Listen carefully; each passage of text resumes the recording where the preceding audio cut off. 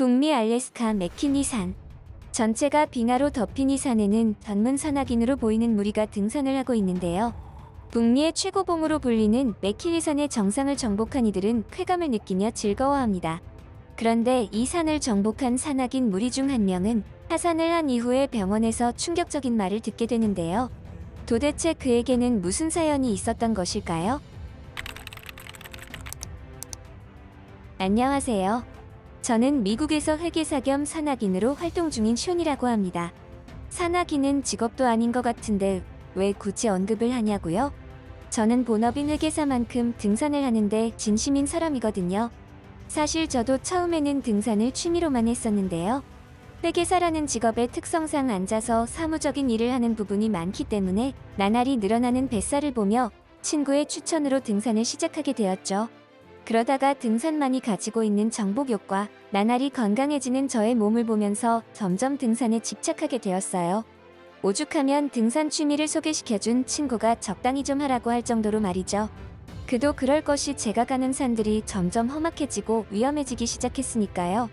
저는 기존에 타던 산들이 식상해져서 좀 더 새로운 산이 없을까 탐색하고 있었습니다. 그러다가 제 눈에 들어온 산이 바로 북미 알래스카 맥키니 산이었는데요. 이 산은 높이가 6,194m로 북미에서도 가장 높은 산이었습니다. 등산가들에게는 사실상 에베레스트 산보다도 어려운 도전 코스로 알려져 있었죠. 그럴 수밖에 없는 게 산 전체가 단단한 빙하로 뒤덮여 있어서 지형이 험난하고 산맥의 규모도 어마어마해서 보는 것만으로도 그 기백에 눌려 도전 자체를 하지 못하는 등산가들이 많았습니다. 무엇보다도 등산가들을 힘들게 하는 것은 수직 등산 코스가 에베레스트 산보다도 길다는 점이었죠. 등산 출발 기지가 해발 수천 미터인 티벳 고원 에베레스트와는 달리 맥키니의 경우에는 해발 200m에서 출발해야 했습니다. 이렇게 험난한 산이다 보니 드날리 국립공원 입구에는 맥키니 산을 오르다가 희생당한 산악인들을 위한 묘지가 따로 마련되어 있을 정도입니다. 저는 조금 걱정이 되긴 했지만 그동안 수많은 산들을 정복해 오면서 자신감도 붙었고 같이 가는 분들이 전문 산악인들이었기에 큰 걱정은 없었죠. 하지만 만약 시간을 되돌릴 수만 있다면 저는 이 산을 가지 않는 선택을 하는 과거로 돌아갔을 겁니다.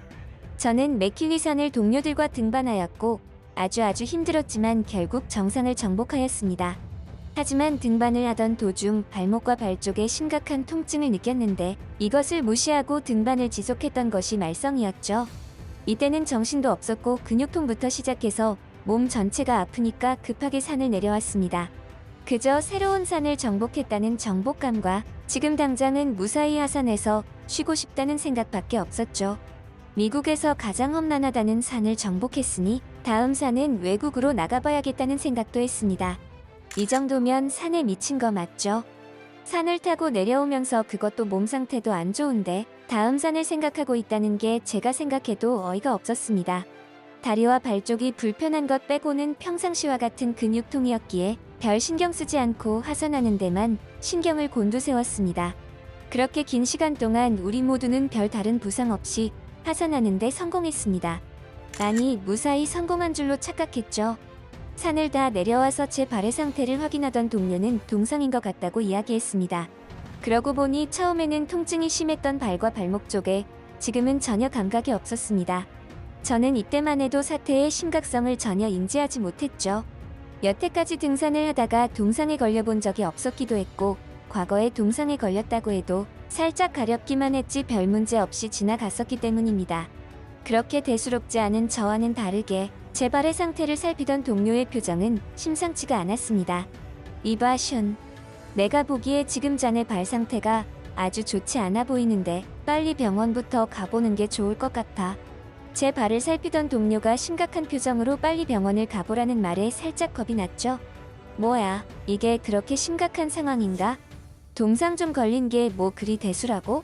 그래도 혹시 모르니까 병원은 가보자. 여태까지 이런저런 일들을 많이 봐온 베테랑 산악인의 말이었기에 무시할 수는 없었습니다. 그렇게 저는 별 생각 없이 근처 병원을 찾았고 이날 의사의 말에 살면서 한 번도 경험해보지 못한 기분을 느꼈습니다. 마치 사형 선고를 받은 것 같은 느낌이었죠.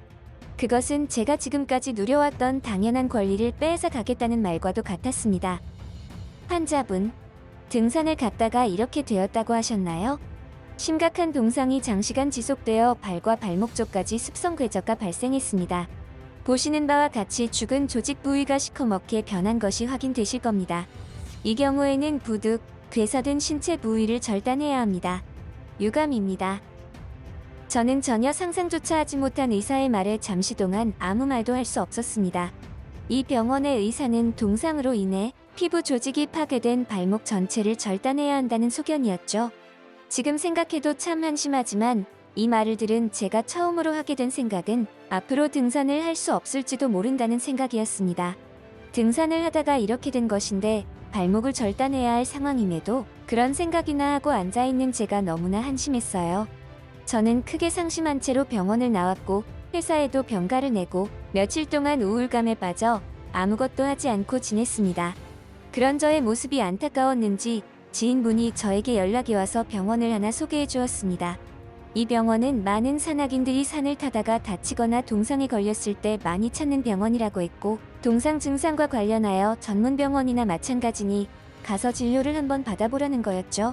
이미 발목 절단 소견을 받은 저는 이게 다 무슨 소용이 있겠냐는 생각이었지만 지인분이 신경 써줘서 소개받은 것이라 일단 진료를 받아보기로 했습니다. 동상을 전문으로 치료한다는 병원을 찾은 저는 혹시나 하는 신락 같은 희망까지 산산조각 나고 말았습니다. 환자분, 저희 병원이 동상을 전문으로 광고할 만큼 경험이 많습니다만 환자분 정도의 동상은 치료해 본 적이 없습니다. 유감이지만 이 정도면 신체 절단 이외에는 방법이 없을 것 같습니다. 이미 조직이 모두 괴사하여 다른 조치가 불가능합니다. 동상 전문 병원이었음에도 역시나 신체 절단 말고는 치료 방법이 없다고 했죠. 저는 슬픔과 좌절의 감정을 뛰어넘어 하필이면 나에게 이런 일이 생긴 것에 대한 분노감이 치밀어 올랐습니다. 그러다가 오기가 발동하여 이왕 이렇게 된 거 큰 병원 위주로 몇 군데 더 진료를 받아보기로 했죠. 기적과 같은 일이 벌어지기를 간절하게 기도하면서요. 하지만 기적은 일어나지 않았습니다. 그나마 한 병원에서는 일단 치료를 진행해보자고 하면서 며칠 입원을 하여 링거를 맞으며 발가락과 발목 쪽 상태를 정밀 검사를 했습니다. 검사 결과가 나왔고 의사는 저에게 현재의 상태에 대해 이야기했습니다. 슌 씨, 두 번째 발가락은 완전히 조직 괴사가 되어서 반드시 절단 수술을 하셔야 합니다. 그리고 세 번째 발가락의 경우는 조금 더 지켜봐야겠지만 높은 확률로 절단 수술을 해야 할 것 같습니다. 나머지 부위들은 지금 확답을 드리기는 힘들고 조금 더 경과를 지켜봐야 할 것 같습니다.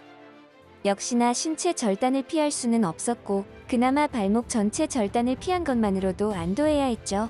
결국 저는 이 병원에서 치료를 받기로 결정했고 수술 날짜까지 잡았습니다. 수술 날짜를 잡아놓고 마음을 다스리던 어느 날이었습니다. 같이 등산을 했던 지인분에게 연락을 한 통 받았죠. 이봐 슌, 수술 날짜를 잡았다는 얘기 들었어. 혹시나 해서 하는 말인데 수술 받기 전에 병원 한 군데만 더 다녀와 보게. 내가 아는 한국인 친구가 하나 있는데 이 친구가 기가 막힌 동상치료 병원을 소개해줬어. 알아보니까 실제로 산타는 사람들은 다 알고 있더라고. 한국식 동양의학으로 치료하는 병원인데 이메일로 전화번호랑 주소 보내줄 테니까 한번 가봐. 수술 날짜까지 다 잡아놓은 판국이라 심적으로 큰 동요는 생기지 않았습니다.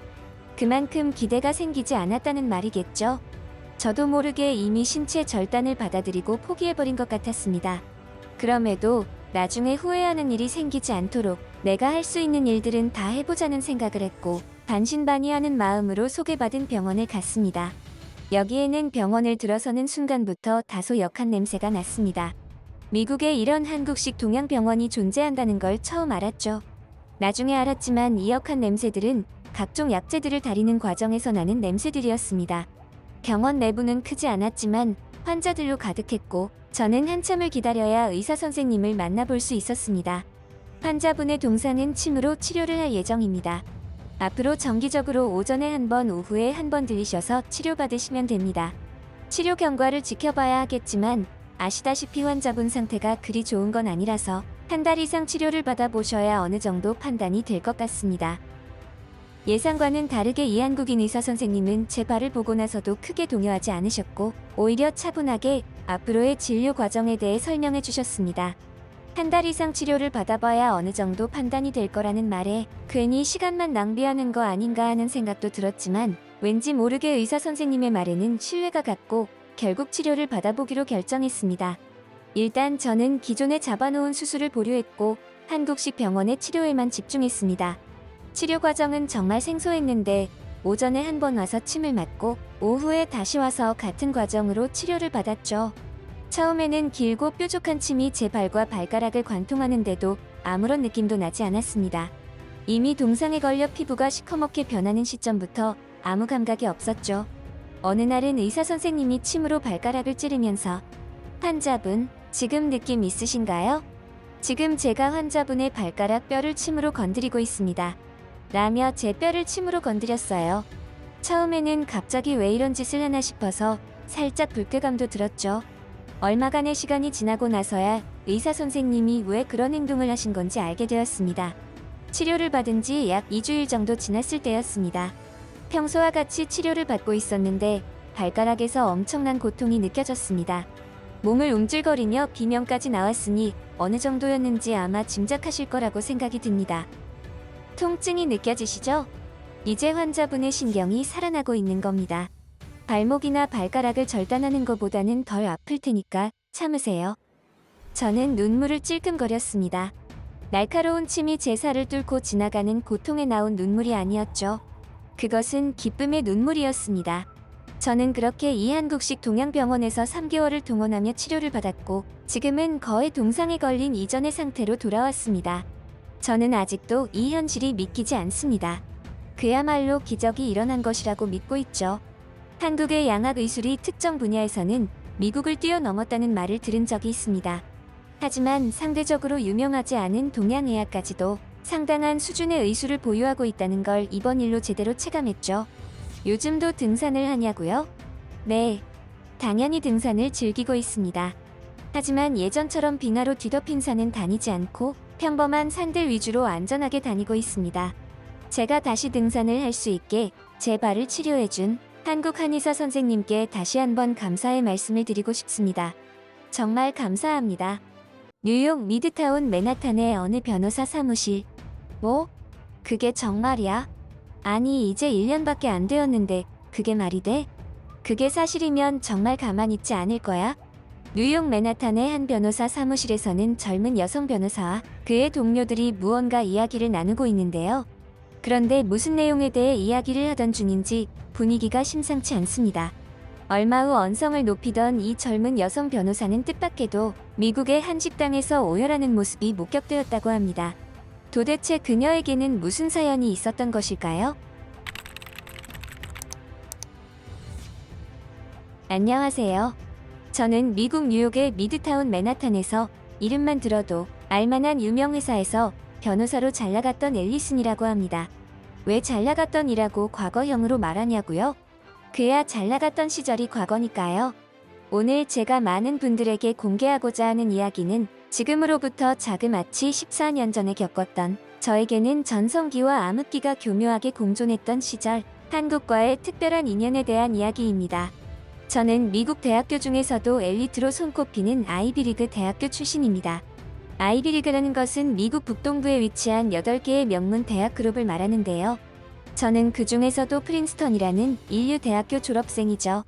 일반적으로 대학교 입학 합격률이 5% 정도 내외로 매우 치열한 학교였습니다. 미국뿐만 아니라 전 세계의 많은 인재들이 아이비리그 대학교에 입학하기 위해 가진 노력을 다 기울이고 있죠. 일단 아이비리그 출신 학생들은 이 대학교에 입학하는 자체가 하나의 성취로 간주되고 다양한 분야에서 더욱 많은 기회의 문을 열 수 있다는 점에서 다들 원하고 있는 것입니다. 저 또한 마찬가지였고요. 그러다 보니 저는 그 당시에 어깨에 힘이 많이 들어가 있었던 것 같습니다. 지금에서야 직업의 귀천이 어디 있냐, 각 분야에서 각자의 역할이 모두 중요한 것이다 라는 것을 알고 있지만 그때는 그런 걸 몰랐습니다. 대학교를 졸업하고 저는 당당하게 전문 변호사 회사에 취직을 했습니다. 그때가 2008년이었죠.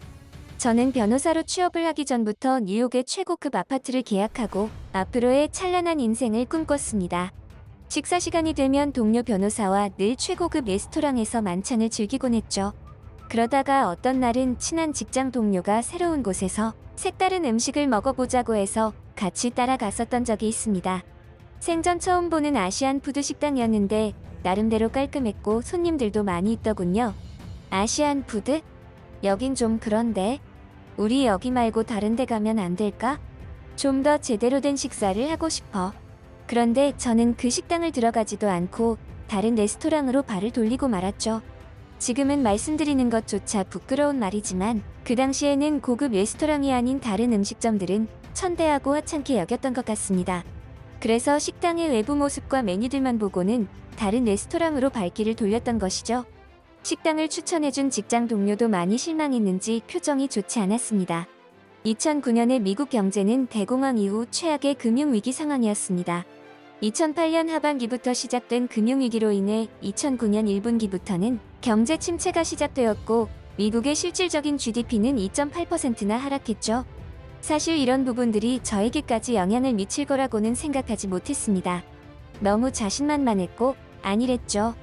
변호사로 근무한 지 겨우 1년밖에 되지 않았을 때였습니다. 저희 회사만이 아니라 미국과 세계 전역에서 실업률이 급증하고 있었고 정확하게 2009년 10월에는 미국의 실업률이 10%에 이르렀죠. 체감이 안 되시는 분들을 위해서 한 말씀 더 드리자면 이 수치는 1982년 이후로 최고 수준의 실업률이었습니다. 아니나 다를까 저희 회사에서도 슬슬 정리해고에 대한 루머들이 급격한 속도로 퍼져나갔습니다. 뭐? 그게 정말이야? 아니 이제 1년밖에 안 되었는데 그게 말이 돼? 그게 사실이면 정말 가만히 있지 않을 거야? 모든 변호사들이 나는 아니겠지, 설마 하는 마음으로 현실을 부정했지만 결국 절반에 가까운 변호사들이 한순간에 직업을 잃고 말았죠. 그 중에는 저도 포함되어 있었습니다. 직장은 다시 구하면 그만이야. 너무 초라해지지 말자. 설마 아이비리그 출신이 그깟 변호사 자리 하나 못 구하겠어? 차라리 잘 됐지 뭐.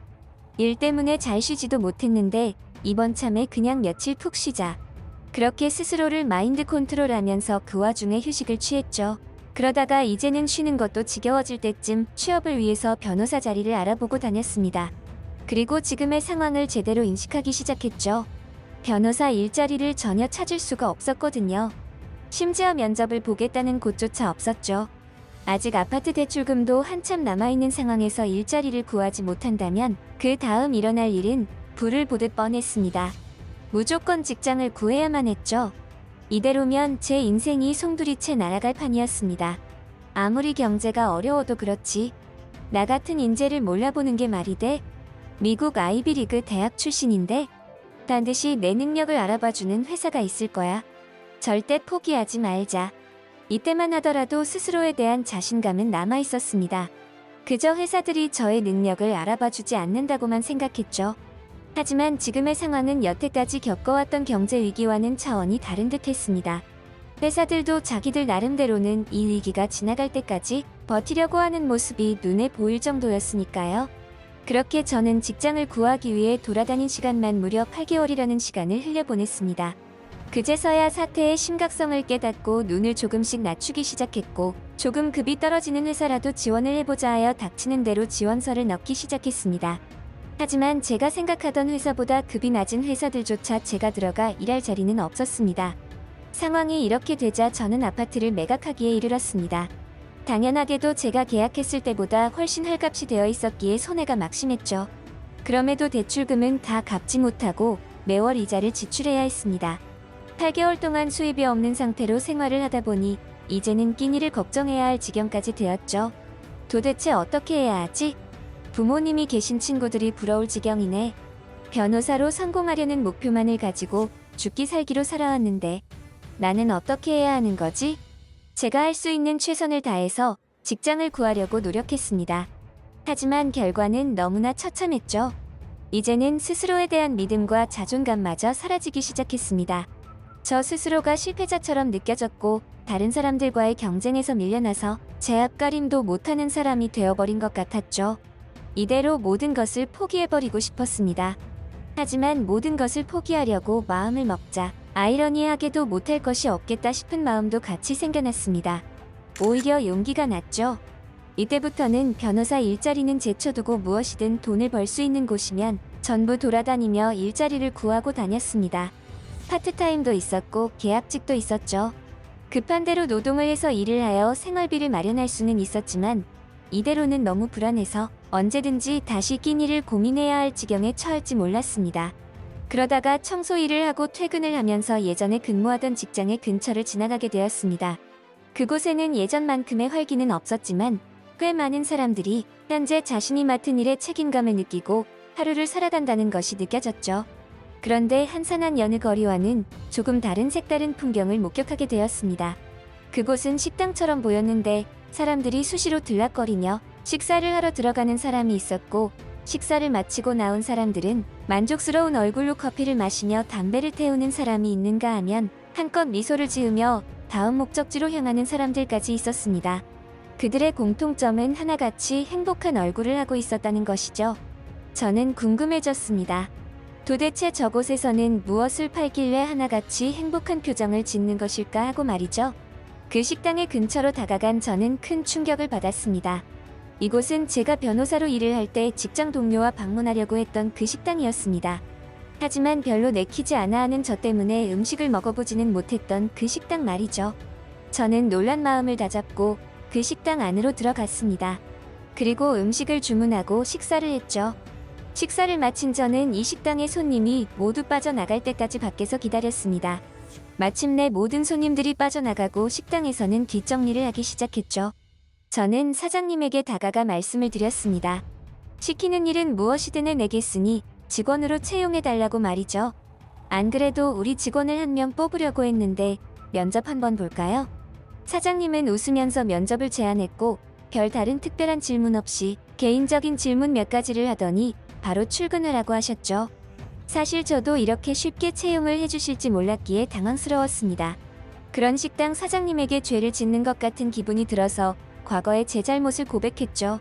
사장님, 그 전에 먼저 알아두셔야 할 것이 있습니다.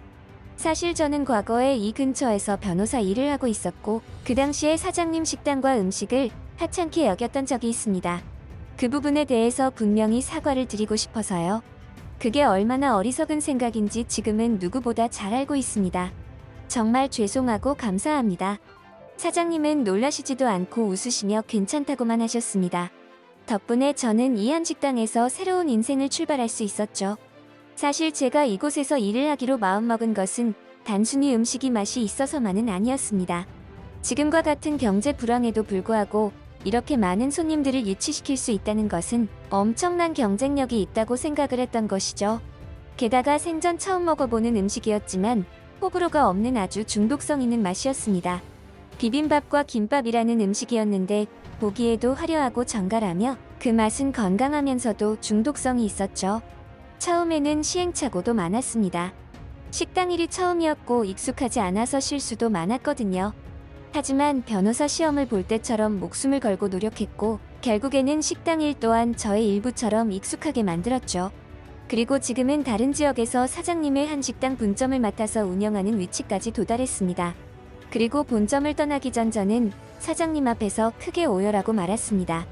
저에게 이 모든 기회를 주신 것은 우연이 아니었기 때문이죠. 알고 보니 제가 변호사로 일할 때 저에게 새로운 곳에서 식사를 하자고 건의했던 직장 동료가 바로 이 한식당 사장님의 딸 미영이었습니다. 자신의 부모님이 운영하는 한식당에서 같이 식사를 하려고 했던 것이죠. 그런데 제가 눈치도 없이 다른 곳에 가자고 해서 미영이가 기분이 나빴을 법도 한데 힘든 상황에 처한 저에게 도움의 손을 내밀어 주었던 겁니다. 제가 혼자서 미영이네 한식당에서 식사를 할 때 미영이가 저를 알아보았고 사장님인 자신의 어머니에게 제 이야기를 해주었던 거죠. 끝이 없을 것 같았던 미국의 경제 불황은 경제 자극책을 발표하면서 부분적으로 회복을 이루었습니다. 하지만 저는 여전히 변호사가 아닌 한식당 분점의 사장으로 일을 하고 있죠. 저에게는 지금의 삶이 제2의 인생이라고 생각하며 살아가고 있습니다. 건강하고 맛있는 한국 음식을 미국 전역에 알릴 목표를 가지고 있거든요. 여러분들은 혹시 직업에 귀천이 있다고 믿으시나요? 저는 더 이상 그런 허상을 믿지 않습니다. 중요한 건 그런 게 아니거든요.